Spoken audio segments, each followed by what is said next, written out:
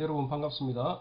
야고보서 1장 9절부터 12절 엑스포지션을 하도록 하겠습니다. 먼저 이 단락에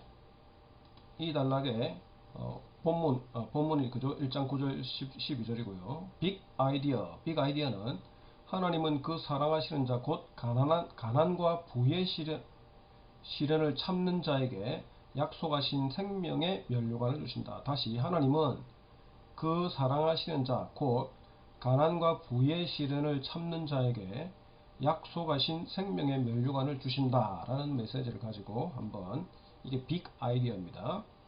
자, 컨텍스트 본문의 문맥을 한번 보겠습니다. 앞선 구절들 2절부터 4절에서 시험을 만났을 때에 어떻게 해야 할지에 대해서 말하죠. 시험을 기쁨으로 여기라고 하는데 이는 이 시험이 신자의 믿음을 테스트하는 것이고, 여기 시험했지만은 저는 시련이라고 번역합니다. 시련, 사실 시련이 더 맞는 것 같습니다. 모든 시련이죠. 자, 시련을 기쁨으로 여기라고 하는데 이 시련이 신자의 믿음을 테스트하는 것이고, 그 다음에 시험이라는 단어가 나오죠. 그죠? 그래서 시련, 테스트하는 것이고, 이를 기쁘게 여겼을 때에는 그 속에 인내가 생기고, 이 인내를 통해서 신자는 하나님께서 원하시는 부족함이 없는 성숙과 완벽한 삶에 이르게 되기 때문입니다. 그래서 계속해서 제가 앞선 강의에서도 말했듯이 2절부터 4절은 시련, 그 다음에 인내, 그 다음에 성숙이라는 그 신앙의 원리를 가르친다고 그랬죠. 자, 하지만 그렇게 하는 것이 쉽지 않죠. 2절부터 4절에서 그렇게 원리를 가르치지만은 그렇게 다 할 수 있는 시련이 왔을 때에 그것을 온전히 기쁨으로 여기면서 신앙의 성숙에 이를 수 있는 자들이 과연 몇 퍼센트나 될까요? 제가 볼 때는 거의 없습니다. 자, 그렇게 하는 게 쉽지 않죠. 그렇기에 5절에서는 하나님께 지혜를 구하라고 합니다. 이것은 거의 모든 사람들이 다 구해야 되는 겁니다. 여기서 말하는 지혜는 현재 당한 시련을 어떻게 피할 것인지, 어떻게 경감시킬 것인지에 대한 지혜가 아닙니다. 그러한 것들은 세상의 지혜겠죠. 2절 4절에서 본 바와 같이 하나님은 그 백성이 시련을 통해서 성숙하고 완벽에 이르기를 원하시고 그 시련을 그렇게 사용하기를 원하시는 것입니다. 따라서 시련을 만난 자들은 어떻게 하면 그 시련이 하나님 앞에서 자신의 신앙을 성숙하고 완벽하게 할 수 있을지에 대한 지혜를 말하는 것이죠. 그죠? 5절부터 나타나는 지혜를 구하라 할 때에 그 지혜는 바로 이런 지혜라는 것입니다. 세상적인 지혜와 인간의 지혜, 하나님의 지혜는 다른 것이죠. 인간의 지혜는 빨리 피해야 되고 빨리 그것을 벗어나는 것이 인간의 지혜입니다. 그러나 하나님의 지혜는 그것을 온전히 기쁨을 여기면서 하나님께서 원하시는 그 성숙에 이르게 하는 그것이 바로 하나님의 지혜인 것입니다. 그런데 지혜를 구할 때에 주의할 것이 있죠. 믿음으로 구하고 조금도 의심하지 말라 그랬죠. 구하고 의심하는 자는 8절에 보면 두 마음을 품어 모든 일에 정함이 없는 자로다 이렇게 묘사를 하고 있습니다. 그래서 기도를 할 때도 두 마음을 가지고 하지 말고 한 마음으로 기도하라. 두 마음을 품는다는 것은 단순히 마음으로 의심하는 것만을 의미하지 않습니다. 하나님이 어디로 가라고 응답할 때에 그것을 따르지 않고 자신이 가장 좋다고 생각하던 그 길을 가는 것도 포함하게 되는 것입니다. 마음으로든 행실로든 두 마음을 품어서는 안 되는 것입니다. 그렇게 구할 때에 하나님은 후히 주시고 꾸짖지 아니하신다고 했습니다. 우리가 생각하는 것보다 더 넘치게 주시고 우리가 행한 잘못이나 실수에 대해서 꾸짖지 않으신다고 하시는 것입니다. 그렇기 때문에 지난 시간에 이것을 하나님의 이러한 속성을 알기 때문에 이것을 근거로 우리는 하나님께 지혜를 구할 수가 있는 것입니다. 1절부터 8절까지 보면 시련에 대해서 그리고 그것을 어떻게 대하며 기쁘게 여길지에 대해서 말씀을 하고 있습니다. 그런데 갑자기 9절부터는 부한 자와 가난한 자에 대해서 이야기를 하고 있습니다. 어떻게 보면 주제가 바뀐 것 같기도 하지만은 12절에 보면 다시 시험을 참는 자에 대해서 말하고 있습니다. 시련이죠. 그죠? 시련을 참는 자에 대해서 말하고 있죠. 1장 12절 보시면 시련을 참는 자는 복이 있나니 이는 시련을 견디어낸 자가 주께서 자기를 사랑하는 자들에게 약속하신 생명의 멸관을 얻을 것이기 때문이라 하면서 다시 시련의 문제로 돌아가겠습니다. 그렇기 때문에 1장 2절부터 시련 다루고 다시 12절부터 시련을 다루기 때문에 그 속에 포함된 9절부터 12절도 그죠? 1절부터 12절에 나타나는 주제, 즉 성도들이 일상적으로 대하는 시련의 일부분으로 볼 수 있습니다. 많은 시련 중에서 특별히 그 공동체에서 쉽게 접하고 이해될 수 있는 예라고 할 수 있습니다. 그러면 가난한 자와 부한 자는 어떻게 시련을 참을 수 있습니까? 그리고 그 근거가 무엇입니까? 이렇게 이제 본문 문맥을 보려고요. 그 다음에 첫 번째 단락, 하나님은 낮은 형제가 자기의 높음을 자랑하기를 원하신다. 1장 9절. 여기서 말하는 낮은이라는 말은 경제적으로 부하지 못한 자들 뿐 아니라 사회적인 지위가 낮은 자들을 가리킬 때 사용되는 단어입니다. 따라서 누구든지 어디에서든지 재물이나 지위가 낮은 모든 자들이 낮은 형제에 해당되는 것입니다. 1장 1절에 보면 야고보서의 수신자들은 흩어진 12지파라고 했습니다. 이는 디아스포라를 일컫는 것으로서 유대인들이 주거하던 팔레스타인 지역을 벗어나서 이방 지역에서 공동체를 형성하며 사는 자들, 유대인들을 이야기하는 것입니다. 12지파라는 표현을 근거로 이는 순수하게 유대인들만으로 구성된 집단이라고 보는 학자들도 있지만은 또 다른 그룹은 이 표현이 신약 시대에는 순수하게 이스라엘 민족을 지시하는 것으로 잘 사용되지 않았기 때문에 영적인 이스라엘 곧 유대인과 헬라인이 섞인 교회 공동체를 의미한다고도 봅니다. 초대교회의 대부분의 서신들이 유대인과 이방인이 함께하는 교회들에게 보내진 것을 고려해 볼 때에 야고보서 또한 같은 상황일 가능성이 크다고 저는 봅니다. 그들이 누구이든지 간에 그 구성원들은 가난하고 낮은 위치에 있는 자들이 대부분이었을 것입니다. 그래서 이거는 사실은 뭐 그냥 논의가 있기 때문에 말했지만 그렇게 중요한 것은 아니고, 중요한 것은 그들이 유대인이든 이방인이든 간에 뭡니까? 가난하고 낮은 위치에 있는 자들이 대부분이었다는 것입니다. 유대인들을 생각해 보면 물론 이들 중에 부자들도 있었을 것이고 지역 사회에서 인정받으며 상당한 위치에 올라있던 자들도 있었을 것입니다. 그럼에도 불구하고 그들은 이주민들이었기 때문에 하루하루 노동을 하고 돈을 벌어야 하는 자들이 더 많았을 것입니다. 혹 그들이 이방인들이라면 타 초대교회와 마찬가지로 대부분이 노예나 자유인들로 구성된 하층 계급의 사람들이었을 것입니다. 그렇기 때문에 유대인이든 이방인이든 낮은 지위가 낮은 사람들, 사회적 위치가 낮거나 경제적으로도 부하지 못한 자들이 대부분이었다는 것입니다. 이들은 정치적으로나 사회적으로 무시를 당하거나 따돌림을 당했을 가능성이 큽니다. 유대교회의 유대인들은 이방인과 함께 지내면서 식탁을 나누는 유대인 기독교인들을 못마땅하게 생각하고 실제로 핍박을 했을 것입니다.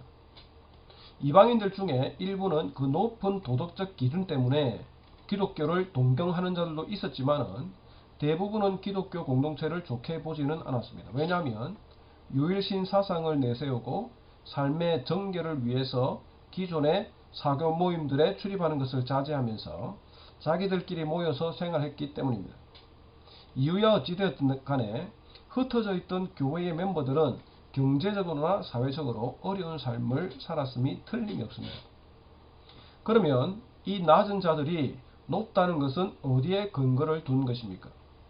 1장 12절에서도 그 근거를 찾아볼 수 있는데 더 자세한 내용은 2장 5절에 나타납니다. 즉 하나님이 세상에서 가난한 자를 택하사 믿음에 부요하게 하시고 또 자기를 사랑하는 자들에게 약속하신 나라를 상속으로 받게 하지 아니하셨느냐, 이렇게 말씀을 하고 있습니다. 2장 5절에 가난한 자들은 여전히 가난하고 지위가 낮은 자들은 여전히 그 위치에 그대로 있습니다. 하지만 예수님을 믿는 자들은 믿음에 부유한 자들이고 하나님의 나라를 상속받게 될 것이라는 그 약속을 받은 자들입니다. 이 말씀은 가난한 자들로 하여금 영적인 눈을 뜰 것을 촉구하는 것입니다. 믿음의 눈으로 보지 않으면 그 부유함을 볼 수 없기 때문입니다. 세상에서이죠. 세상에서라는 표현은 NIV에서 in the eye of the world 이렇게 해놨습니다. in the eye of the world.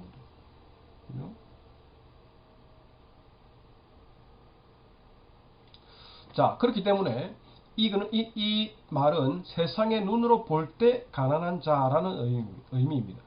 바꾸어 말하면 하나님의 눈으로 보면 물질적으로 가난한 자가 아니라 예수님을 믿지 않고 여전히 세상 속에서 살아가는 자들이 가난하다는 의미일 것입니다. 그렇기 때문에 가난한 자가 자기의 높음을 자랑하는 것은 세상의 눈으로 볼 때는 가난하지만은 영적으로 볼 때 하나님을 믿는 자들은 12절에서는 뭡니까?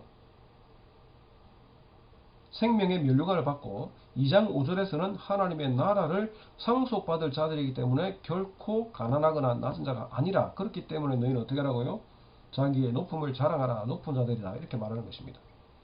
자, 9절에서 낮은 형제는 그 높음을 자랑하라고 하죠. 자랑한다는 말은 자신의 높음을 혼자 속으로 생각하거나 속에만 품고 있으라는 뉘앙스는 아닌 것 같습니다. 당당하게 그리고 자신 있게 그것을 드러낼 수 있어야 하는 것입니다.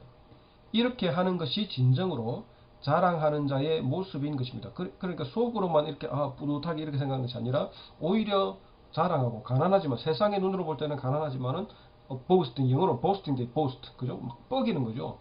나는 부한 자다, 영적으로 부한 자다, 꾹 뻐기는 그런 의미인 것입니다. 자, 두 번째는 하나님은 부한 자가 자신의 낮음을 자랑하기를 원하신다. 자, 9절에서 낮은 자들에 대해서 형제라는 단어를 붙였지만은 높은 자들에 대해서는 그 단어를 쓰지 않습니다. 그죠? 낮은 형제는 했지만 10절에 부한 자는 이렇게 했죠. 형제라는 단어는 일반적으로 친근함을 표현하는 단어로 이를 사용하는 것의 여부에 따라서 그 표현의 뉘앙스가 달라질 수 있습니다. 즉, 가난한 자들에 대해서는 친근감을 표현하면서 다소 긍휼히 여기면서 격려하는 듯한 톤으로 말한다면, 부한 자에 대해서는 어쩌면 경고를 할 가능성이 크다고 볼 수 있습니다. 높은 자는 가난한 자나 지위가 낮은 자들이 당하는 어려움을 경험하지는 않을 것입니다. 그죠? 부한 자나 높은 자들은 가난한 자들이 당하는 그런 어려움을 당하지 않을 것입니다. 가진 것이 많으니 하고 싶은 것들을 언제든지 할 수 있을 것이고, 지위가 높기 때문에 어디서든 환영을 받고 높은 자리로 안내함을 받고 사람들로부터 인정을 받을 것이기 때문입니다. 어쩌면 이들이 가질 수 있는 시련은 하나님보다 자신이 가진 것을 더 의지하고 따르는 것일 수 있습니다. 왜냐하면 이어지는 구절인 10절, 11절에서 높은 자들의 유한성에 대해서 말을 하고 있기 때문입니다. 흥미로운 것은 가진 재물이나 지위가 사라진다고 말하지 않고 그 자신이 푸르의 꽃처럼 호련히 사라질 수 있다고 말하는 것입니다. 가진 재물이 사라지는 것이 아니라 본인이 사라지는 것이죠. 다시 말해서 인간이 푸르의 꽃처럼 햇볕이 비치면 금방 시들어서 사라질 수밖에 없는 존재이기 때문에 결코 높거나 대단한 존재가 아니라는 말씀입니다. 이는 무한하신 하나님을 생각할 때에 더더욱 그렇죠. 유한한 존재는 같은 존재들 사이에서는 대단해 보이고 많이 가진 것처럼 보일 수 있지만 무한하신 하나님 앞에서는 아무것도 아닌 것입니다. 그러니 높은 자라고 하더라도 그 낮음을 자랑해야 하는 것입니다. 자, 되겠죠? 세 번째, 하나님께서는 시련을 참는 자에게 생명의 멸관을 주실 것을 약속하셨다. 12절에 시험을 참는 자들에 대해서, 시련이죠. 시련을 참는 자들에 대해서 하나님께서 어떤 보상을 주실지에 대해서 말씀을 하고 있습니다. 시련을 참는 자들에게는 하나님께서 그를 사랑하는 자들에게 주시고자 약속했던 생명의 면류관을 주신다고 말씀을 하고 있습니다. 여기서 세 가지를 지적하죠. 첫째, 하나님은 그 사랑하는 자들에게 생명의 면류관을 줄 것을 이미 약속해 놓으신 것입니다. 이미 약속해 놨죠. 약속은 그 조건이 충족될 때에 언젠가는 이루어질 것입니다. 따라서 시험을 당하는 자들은 부하든지 가난하든지 간에 그 시험을 이기는 자에게는 생명의 면류관이 주어질 것이라는 약속을 기억할 필요가 있습니다. 여기 계속 시험을 썼는데 시련으로 해야 됩니다. 약속은 그것에 해당하는 자들에게 꿈과 소망을 주는 것입니다. 시련을 이기는 자들, 부하든 가난하든 그 시련을 이기는 자들에게는 하나님께서 약속하신 것을 주는 것입니다. 둘째, 시련을 참는 자들은 하나님을 사랑하는 자들입니다. 왜냐하면 시련을 참는 자가 생명의 면류관을 받고 이는 하나님을 사랑하는 자들에게 주어질 것이라고 12절에 명시되어 있기 때문입니다. 12절 다시 보시면 시련을 참는 자는 복이 있나니 이는 시련을 견디어낸 자가 주께서 자기를 사랑하는 자들에게 약속하신 생명의 면류관을, 그러니까 하나님은 자기를 사랑하는 자들에게 생명의 면을 주죠. 그런데 앞에서 보면 시련을 견디어낸 자라고 했기 때문에 그 시련을 견디어낸 자가 바로 하나님을 사랑하는 자입니다. 다시 바꿔 말하면 하나님을 사랑하는 자들이 시련을 만났을 때에 인내하면서 그것을 기쁨으로 여길 수 있다는 것입니다. 세 번째, 생명의 면류관은 영원한 것입니다. 전기한 바와 같이, 앞에서 말한 바와 같이 인간은 유한하죠. 인간이 유한하기 때문에 그 가진 것 또한 유한할 수밖에 없습니다. 이는 또한 인간이 당하는 시련 또한 유한함을 의미합니다. 이와 반대로 생명의 면류관은 영원합니다. 일정 기간 이후에 지나갈 것과 영원할 것을 비교하며 어떤 것이 더 값지고 귀한 것일지 결정을 해야 하는 것입니다. 자, 그래서 이 세 가지를 다 설명했고요. 그래서 결론이 뭐냐? 결론. 따라서 낮은 자든 부한 자든 하나님 앞에서 자신이 어떠한 존재인지를 알아야 합니다. 낮은 자는 그리스도 안에서 자신의 높음을 자랑해야 하고 높은 자 역시 그리스도 안에서 자신이 아무것도 아님을 인식하고 자신의 낮음을 자랑해야 하는 것입니다. 그렇게 하는 것이 하나님을 사랑하는 자들의 모습이고 그렇게 하는 자들에게는 이미 약속된 천국의 면류관 곧 인생의 유한함과 시련의 유한함과는 대조되는 영원한 선물이 주어질 것입니다. 적용. 나는 세상적인 기준으로 볼 때 가난한 자인가 부한 자인가? 만약 가난하면 이 가난만 이야기했지만 낮은 자인가 부한 자인가 그렇습니다. 높은 자인가 그렇습니다. 낮은 자란 말은 경제적으로 가난하거나 지위적으로 낮거나 천대받거나 하여튼 그런 모든 위치에 있는 자. 만약에 낮은 자, 가난한 자이면 그리스도 안에서 자신이 높은 위치에 있으며 그 높음을 자랑하고 있습니까? 세상에서 살면서 내가 상대적으로 다른 사람보다 낮은 위치에 있고 부하지도 않지만은 내가 부한 것을 보스팅하고 이렇게 뻐기면서 자랑하고 있습니까? 아니면 주눅들어 살고 있습니까? 혹 부한 자라면 자신이 아무것도 아님을 인식하고 자신의 낮음을 자랑하고 있습니까? 조금 부하고 가졌고 상대적으로 회사에서 지위가 높다고 해서 그것을 뻐기면서 내가 잘났다고 막 그렇게 혹시 하고 있지 않습니까? 그분들에게는 오히려 자신의 낮음, 자신이 아무것도 아닌 자신의 낮음을 자랑하라고 했죠. 왜냐하면 그렇게 하는 것이 하나님을 사랑하는 것이기 때문입니다. 하나님께서 자신을 사랑하는 자에게 약속된 천국의 면류관을 주실 분임을 믿습니까? 이것을 믿으면 당연히 앞에서 말한 대로 해야 되겠죠. 그렇다면 그 믿음이 삶의 모습으로 나타나야 할 것입니다. 자, 그래서 전체적으로 이렇게 설명을 드렸는데 우리가 여기서 주의할 것은 어쩌면